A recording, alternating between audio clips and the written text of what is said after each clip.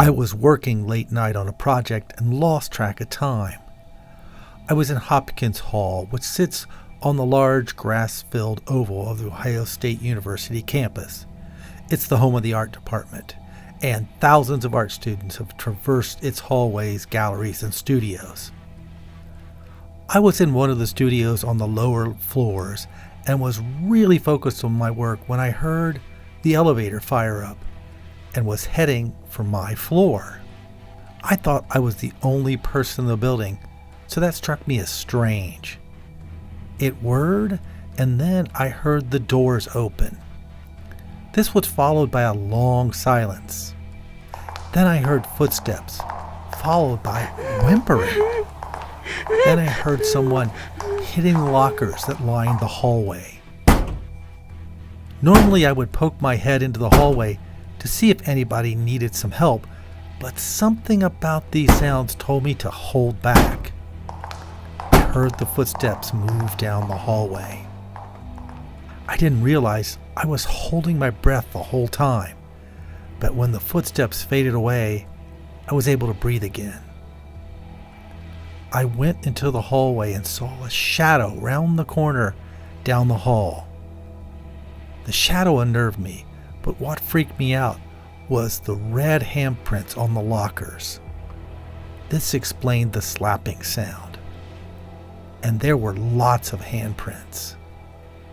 I followed the trail towards the end of the hall, and I was a bit way down the hall when I heard moaning. It was coming from where the handprints led, and I saw the shadow. Then I heard a scream, and it was coming my way. I turned and ran. I passed the handprints and got to the end of the hallway where the elevator is, and then the door rattled open. It glided open, and I saw more handprints, lots of them.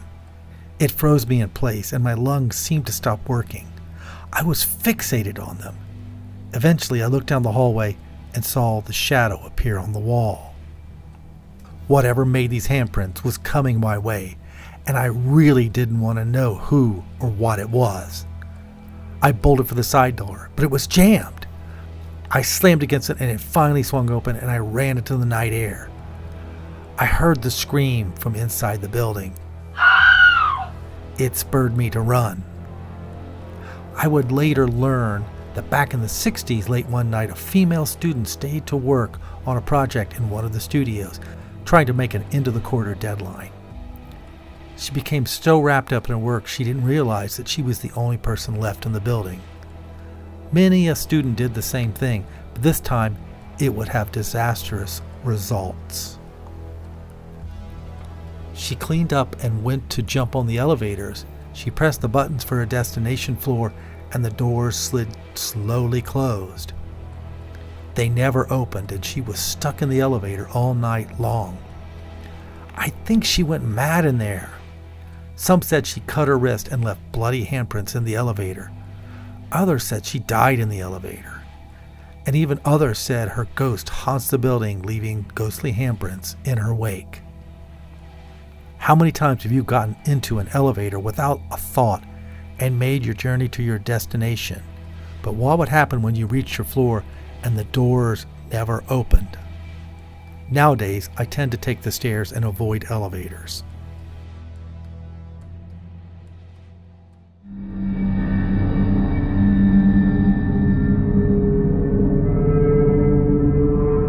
Just before sunrise on a hill overlooking Ohio State University's Mirror Lake in the fall of 1903, a distraught professor committed suicide.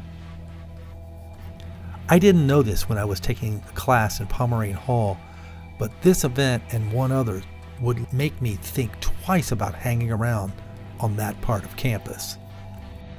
I had a computer class on Wednesdays and Fridays, and I would sometimes stay late after class to study in one of the hallways.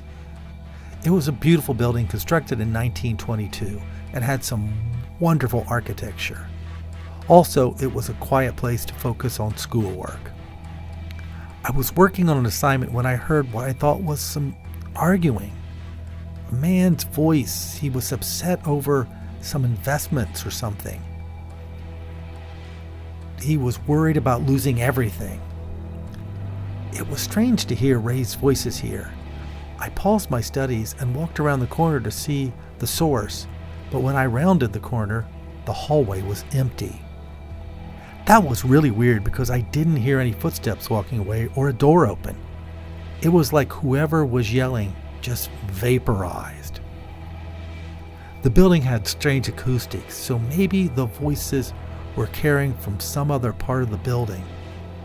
I held my ground to see if the voice would come back, but the place remained silent as a crypt.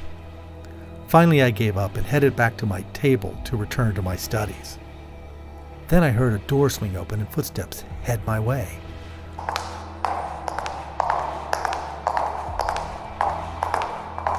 I swung around and saw an empty hallway. I knew that door led to a hill that overlooked Mirror Lake. Then I heard something that made me almost jump out of my skin. A gunshot rang out and echoed off the building. My stomach did a flip. For what seemed like an eternity, I stood stock still, unable to move. But it was probably only a few seconds. I glanced around thinking somebody else would come running at the sound of gunfire, but nobody appeared. I broke my trance and moved quickly down the hall and out the door. Outside, I would find the area basically empty.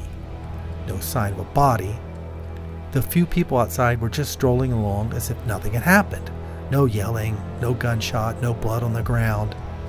I even looked out at the lake, thinking I would see a dead body floating. But it was just everyday lake water, placid and calm. I staggered back inside the building, gathering up my books and my laptop. My day's studies were done, and it was time to do some drinking. Later I would learn that Dr. Frederick Clark shot himself on the hill almost 20 years before Pomerane Hall was built. He became distraught after losing all his money in a failed Alaskan mining investment. He sought help from the president of the university, but got a cold shoulder. His wife reportedly blamed Ohio State for her husband's death. So today his spirit haunts the halls of Pomerane Hall, looking for some help out of a dire situation where none ever came. Others have heard the voices and the gunshot, and some even say they've seen a shadowy shape. I just know I ended up moving my study time to the main library.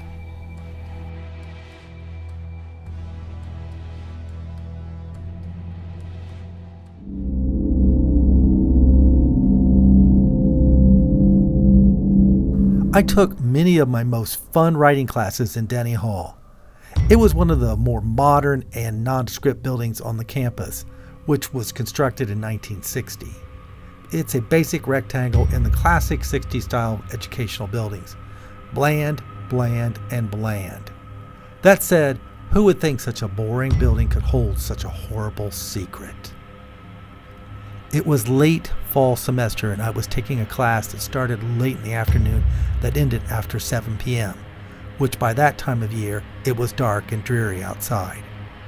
When class was over, I usually would leave immediately, but on this Friday, I had a question for my professor, so I ended up staying later than normal. The professor went up to their office on the 5th floor and I followed them. A couple of students came along and were in front of me. One of them had several long questions, so it was really dragging out. I got my question in and the prof left. I was the only person on the floor. I went to prep my gear when I heard a crying sound from the hallway.